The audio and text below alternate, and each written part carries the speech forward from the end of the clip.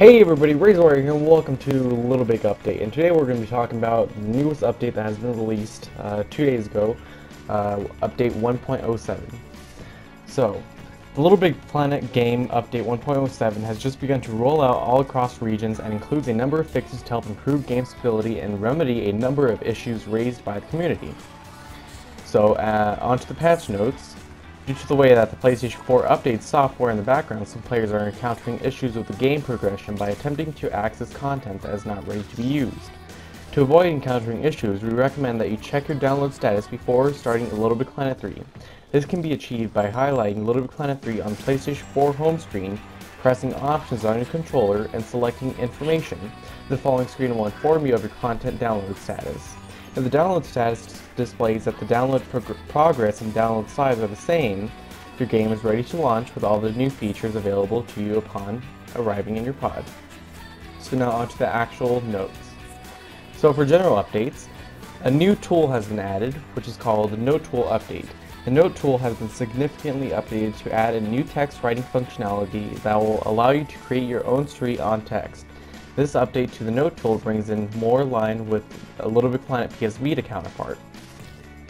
They also added a new tutorial that coincides with the new Note Tool feature. But onto actual general fixes. The default treehouse pod background that you can now see when you first start the game, when you first get the game at least, can now be selected under the Me and to the Decorate whilst in the pod. They also fixed a number of issues that may cause the fail to load profile messages to appear when inviting another local player to your pod. Players will no longer bounce when landing on the slide with gentle incline as well. As for pop-up fixes, they fixed several Little Big Planet 2 item icons that would display a red exclamation mark instead of the correct icon on the pod. Entering the pod as a brand new player without any Earth data and selecting adventures or pop-up puzzles will no longer cause the pod to remain on the incorrect background when returning to the pod. Now, as for actual game stability features, as for Adventure Mode Manglewood and Manglewood Swap, they fixed a potential crashing issue that may occur when opening closing the quest menu during multiplayer sessions. They also fixed a potential crashing issues that may occur when scrolling through loading stickers in Ziggurat Grand Hall onto My Moon. They fixed a potential crashing issue that may occur when loading stickers and placing one on your moon. They also fixed a potential crashing issue that may occur when applying a material to a bendy rail. They also fixed some crashing issues that may occur when deleting an item that is actively being selected by another player. And the broadcasting a tag and tag sensor to an object with the same tag and tag sensor on it will no longer cause the game to become unresponsive. Now for Create Mode.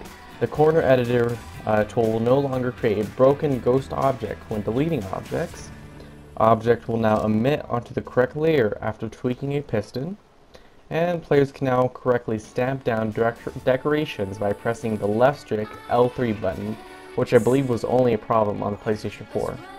And as for some general fixes for the DLC, for the Metal Gear Solid Premium Level Pack, players will now be able to collect all of the prize bubbles in Metal Gear Solid Act 1 Introduction using the correct sticker on the required sticker switches. And as for the Move Pack, quitting to the pod after loading Jam Kablam will no longer cause the game to crash under some circumstances.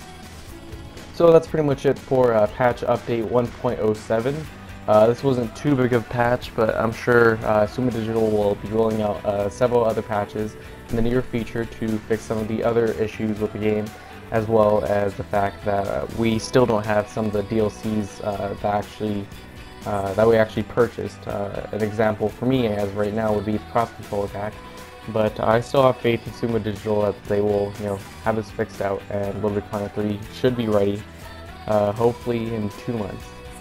So that's pretty much it for a Little Big Update, and I'll catch you guys later.